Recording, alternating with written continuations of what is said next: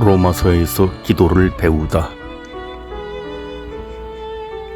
18번째 하느님의 뜻에 따라 기도하시는 성령.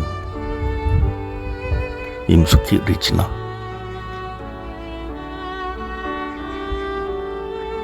마음속까지 살펴보시는 분께서는 이러한 성령의 생각이 무엇인지 아십니다. 성령께서 하느님의 뜻에 따라 성도들을 위하여 간구하시기 때문입니다. 문맥 보기.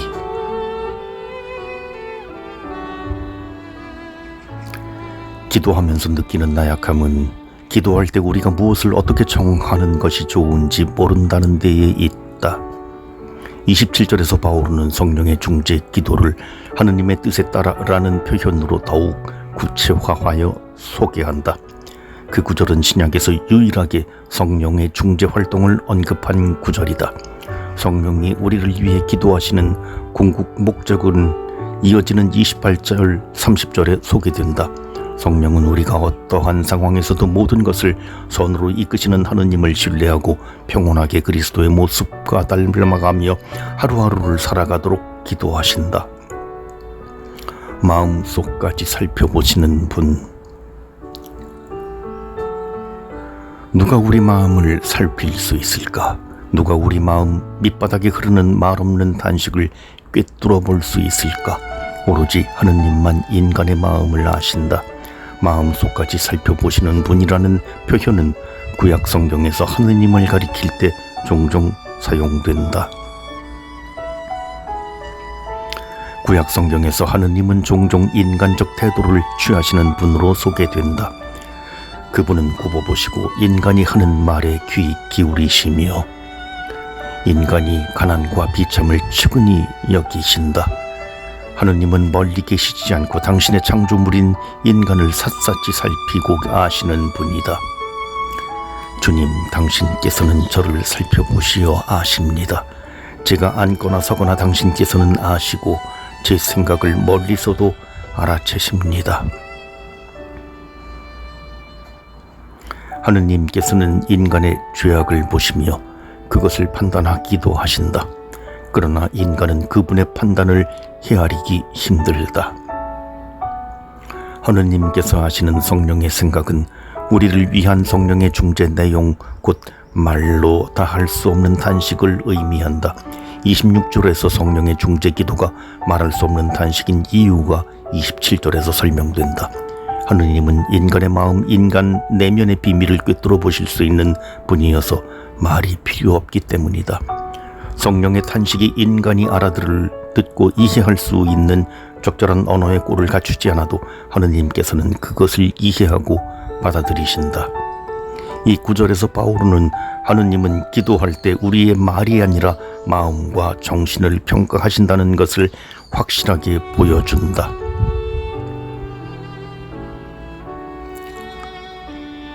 하느님이 마음을 살피시는 분이라는 것은 다른 한편으로 믿는 이들이 성령을 통해 바치는 기도, 곧 성령의 말할 수 없는 단식을 듣고자 하느님께서 준비하고 계시다는 것도 보여준다. 우리는 기도할 때 하느님의 뜻이 무엇인지 모르고 내가 청한 것을 하느님께 자꾸 잊어버리기나 하신 듯이 되풀이해서 말해야 한다고 생각하기 때문에 종종 긍정적 답변을 얻지 못한다. 그러나 성령은 하느님의 뜻에 따라 기도하기 때문에 항상 하느님께서 그 기도를 받아들이신다. 하느님의 뜻은 인간의 무지와 나약 때문에 좌절되지 않고 그것을 충만히 완성한다. 성령이 우리를 위해 중재 기도를 하고 하느님께서 그 성령의 생각을 받아들이시기 때문이다.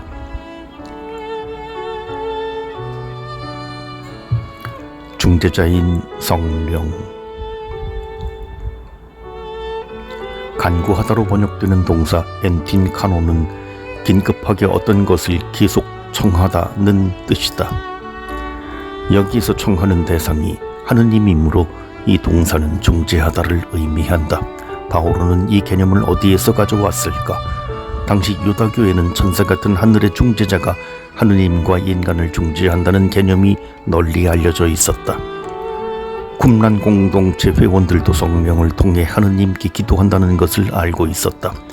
저는 어떤 인간도 당신에게서 갈라지면 의롭지 않다는 것을 압니다.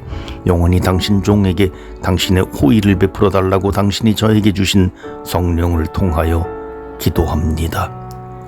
그러나 성령의 중재 기도에 대한 바오로의 확신은 아마도 자신의 나약과 무능력을 받쳐주는 하느님의 힘을 체험했던 초대 그리스도인의 체험에 바탕을 두고 있다고 할 수 있다. 무엇보다 이 체험은 예수님께서 공생활 중에 제자들에게 하신 약속을 언급한다. 사람들이 너희를 끌어다가 법정에 넘길 때 무슨 말을 할까 미리 걱정하지 마라. 그저 그때 너희에게 일러주시는 대로 말하여라. 사실 말하는 이는 너희가 아니라 성령이시다.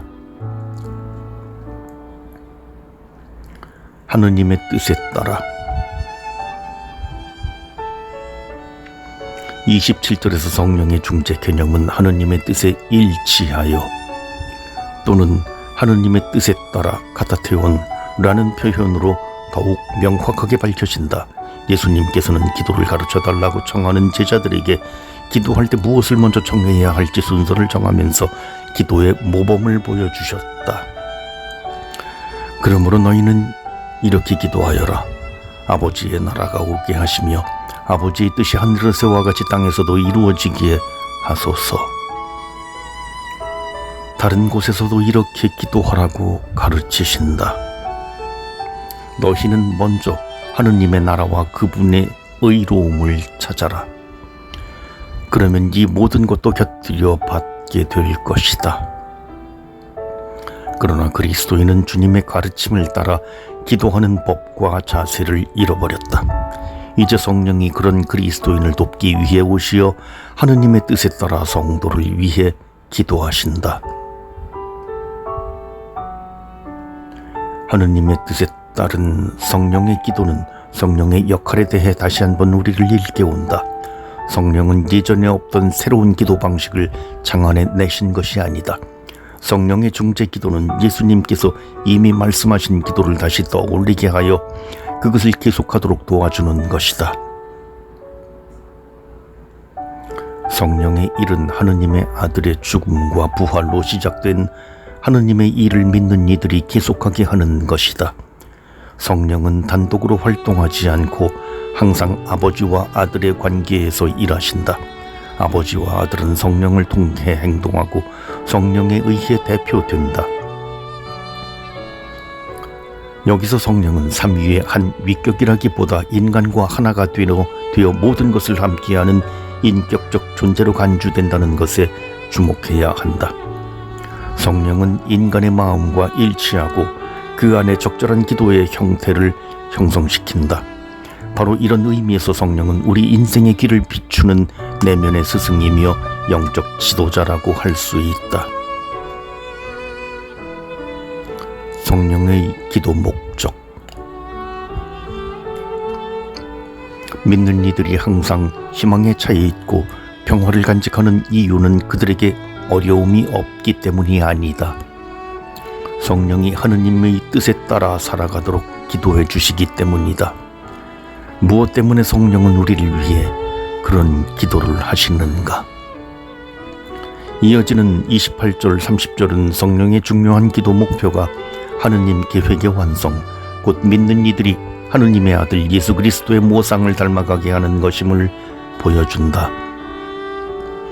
성령은 기도 중에 하느님의 부름을 받은 이들에게는 모든 것이 함께 작용하여 선을 이룬다는 것을 알게 하고 장차 그리스도처럼 영광스럽게 되는 것이 우리의 미래임을 상기시킨다. 성령은 우리의 시선을 현재에 두면서도 미래를 향해 이끌어 가신다. 바오로의 기도와 우리의 기도. 바오로 사도여, 제가 기도할 때 저 혼자가 아니라 성령께서 함께 기도하신다는 것을 가르쳐 주시니 감사드립니다. 성령은 항상 하느님이 아빠 아버지이심을 떠올리게 하십니다. 그분은 올바른 방식으로 기도할 줄 모르는 저를 도와주십니다. 기도한다고 해서 삶의 모든 문제가 풀리지 않을 것이며 하느님께서 무엇을 바라시는지도 알 수 없지만 하느님께서 저를 사랑하시며 저에게 주어지는 모든 것이 당신 계획의 모자이크 조각들이라고 계속 말씀하시기에 저는 희망을 갖습니다. 하느님께서는 제 마음을 살펴보시고 성령을 통해 오늘도 내일도 제 삶을 그리스도 곁으로 끌어당기시며 제가 거대한 하느님 가족에 속한다는 것을 알려주십니다.